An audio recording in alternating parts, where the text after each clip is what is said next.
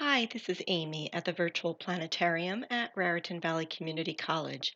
Let's take a look at some of the things we can see in the sky for the week of July 6th. Four of the five naked eye planets are visible before sunrise. Jupiter and Saturn rise around 9 p.m., so you can start looking for them before you go to bed.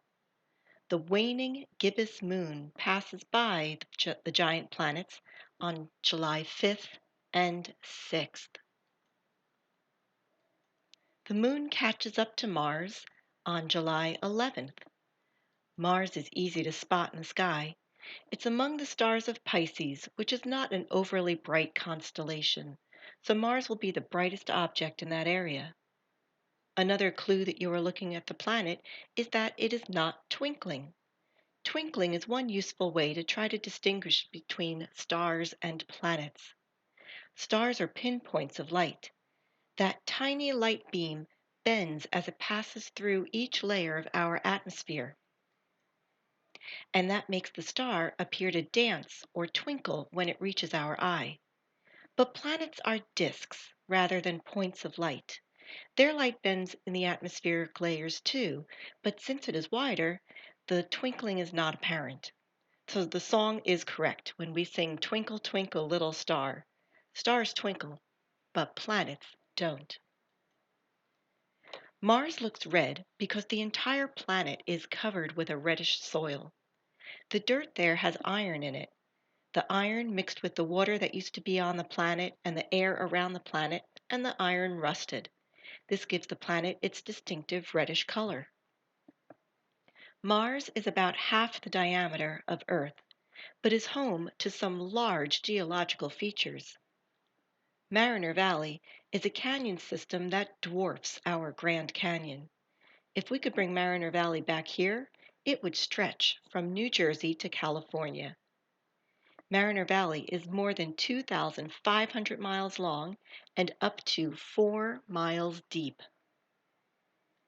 Mars is also home to the largest volcano in the solar system, Olympus Mons, or Mount Olympus. It is higher than Mount Everest and so wide at the base it would cover New Jersey, New York, and Pennsylvania. The last of our planets to rise is sometimes called the morning star, the planet Venus. It outshines everything but the moon and the sun, so it will be easy to pick out. We'll be able to see it before sunrise for about the next 9 months. Venus shines brightly because it is completely covered with clouds. The clouds reflect sunlight really well, so we see the brilliant planet in our sky. Venus is about the same size as the Earth, so it is sometimes called our sister planet, even though the size is about the only thing we have in common. Venus has no moons. Those clouds we see are not made of water droplets or ice crystals as on Earth. Venus's clouds are made of sulfuric acid particles. The clouds whip around the planet at nearly 200 miles per hour. This contrasts with the planet's slow rotation. It spins at a walking pace of 4 miles per hour, while Earth's rotation is about 1,000 miles per hour. Venus also rotates backwards compared to the Earth. The atmosphere of the planet is 96% carbon dioxide. It is also a very dense atmosphere. Air pressure is 90 times Earth's. This is the equivalent of being half a mile below water. Venus was the first planet visited by a spacecraft.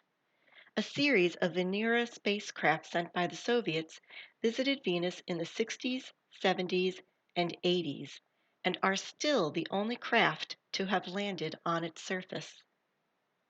In the 1990s, the Magellan spacecraft orbited for 4 years and used radar to make a three-dimensional map of much of the planet.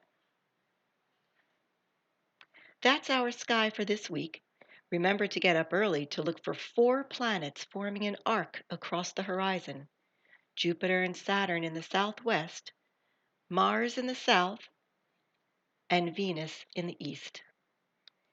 Thanks for joining me in our virtual planetarium. We look forward to seeing you in our real planetarium in the future. Until then, keep looking up.